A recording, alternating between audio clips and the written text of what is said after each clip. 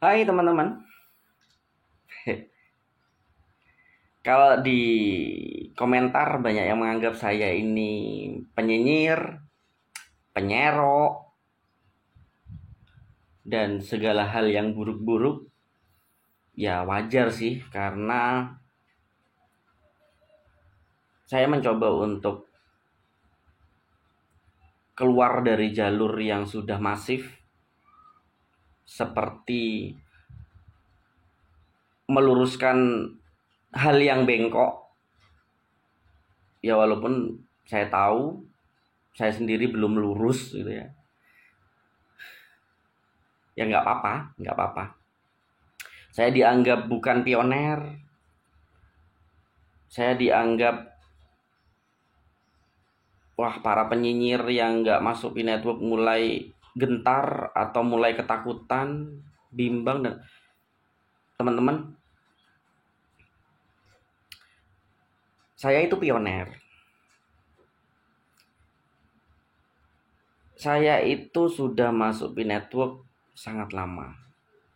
Pengen tahu berapa lama saya masuk di network sampai saat ini? Saya masuk di network itu sudah, ini saya takutnya kepotong tapi nggak apa-apa lah ya. Sudah 1545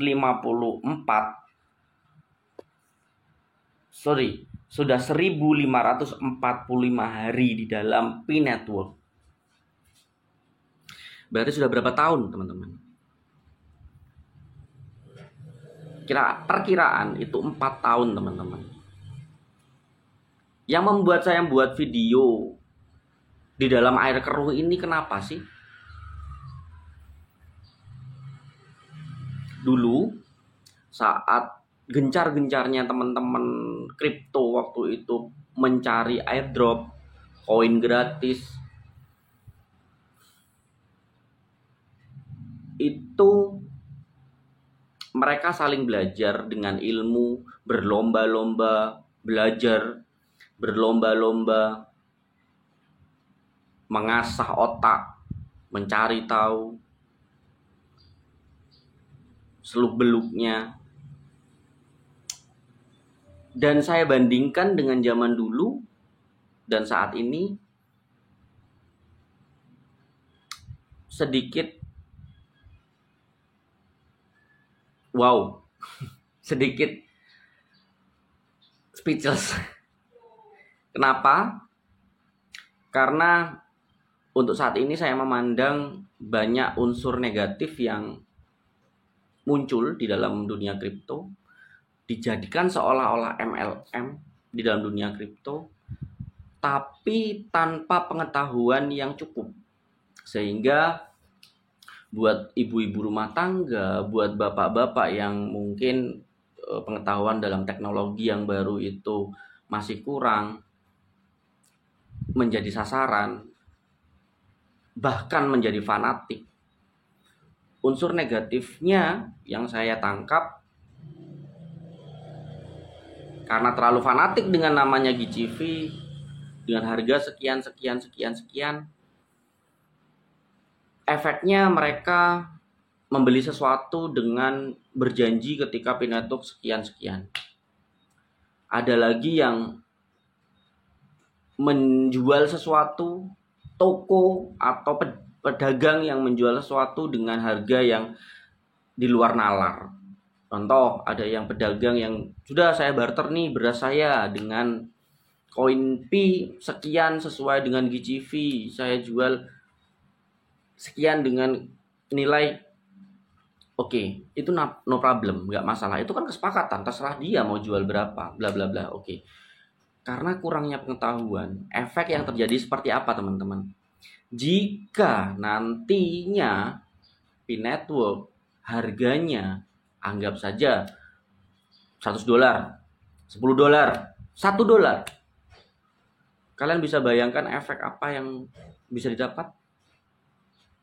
Mereka yang sudah dengan hati tulus membarter barang dagangan mereka dengan harga yang itu belum diverifikasi dengan P-Network Core Team, kalau benaran harga sekian.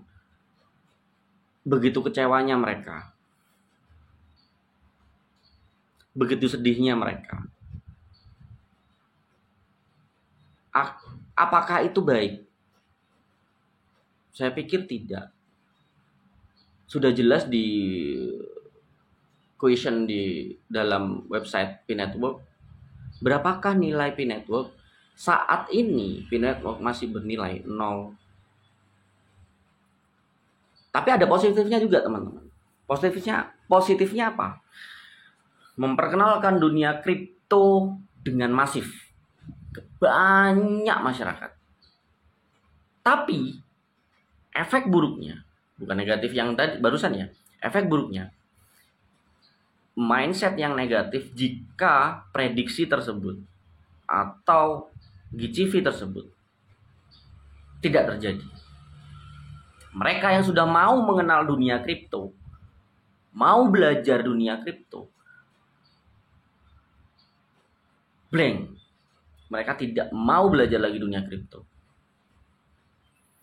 Kripto bullshit anggapan mereka.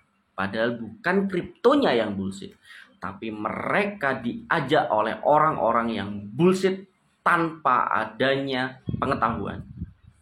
Efeknya ke siapa? Ke teman-teman kripto, ke orang-orang yang mau belajar kripto. Kenapa kok aku bilang begitu? Contoh, saya sebagai fanatik GCV, contoh ya, tapi tidak, contoh saja.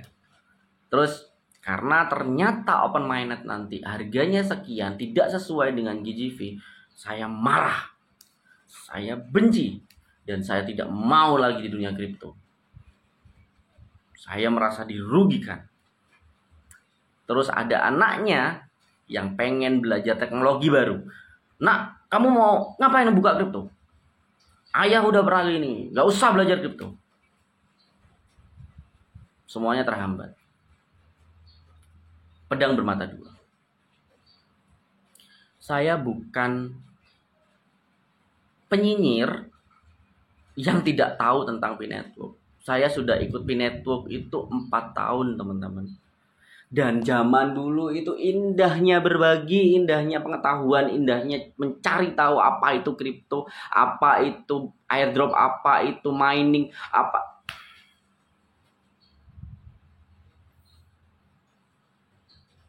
Kalian saja banyak yang belum tahu mining dan airdrop itu berbeda.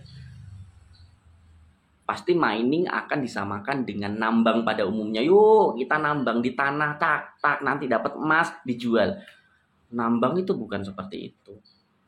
Mining dalam kripto itu adalah reward pencatatan transaksi dalam node di dalam desentralisasi.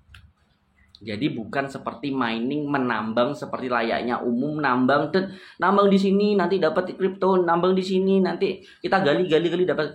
No. Silakan cari tahu mining artinya seperti apa.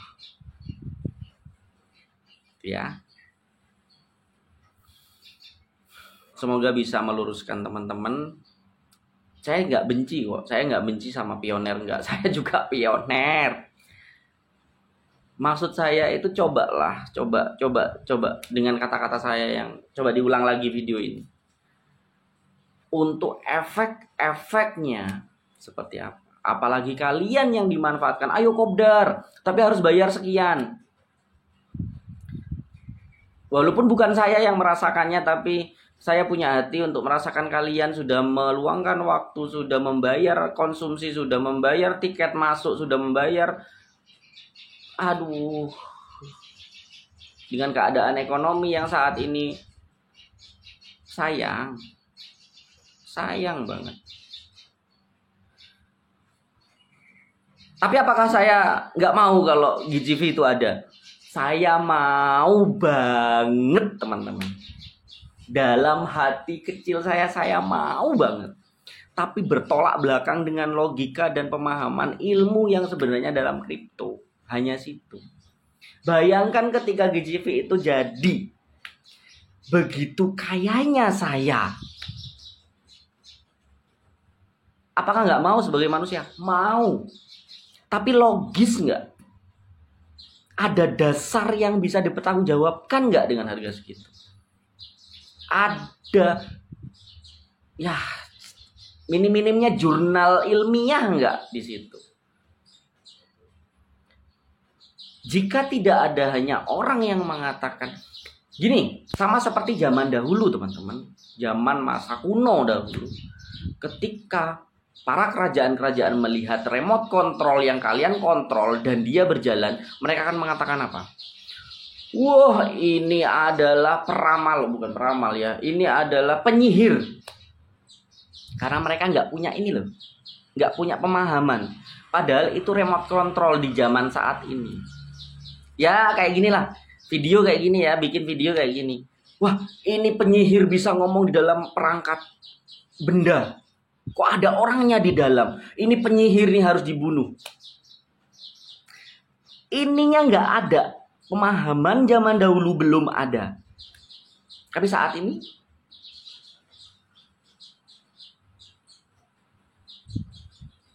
pesawat. Ada pesawat tiba-tiba di zaman dulu di dalam kerajaan. Oh, wah mereka penyihir itu sangat sakti. Itu harus ditumpas bahaya untuk negara. Ininya nggak ada. Belum nyampe. Sama seperti saat ini. Gunakan ininya dulu, mencari tahu dahulu step by stepnya. Itu ya. Karena efeknya ke kalian, bukan ke saya. Enggak, aku nggak butuh. Efeknya ke teman-teman sekalian. Takutnya ada yang sampai menjual barang ini sebagai ambasador, menjual barang ini. Contoh, menyiapkan 10 juta untuk menjual barang beras, mungkin ya, beras sebagai sembako, boleh ditukarkan koin pi. Karena terlalu fanatiknya dengan GCV.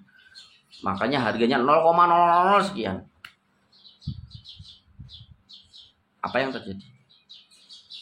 Hangus 10 juta. Kasihan. Oke.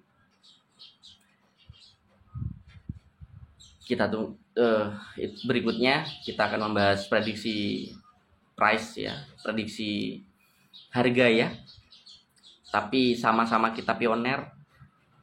Aku nggak akan nge-hate siapapun, tidak. Yang saya gunakan juga data yang valid, white paper, nggak apa-apa. Kita sama-sama belajar dan sharing. Oke? Terima kasih. Kita akan membahas price atau prediksi kemungkinan harga P-Network awal meluncur.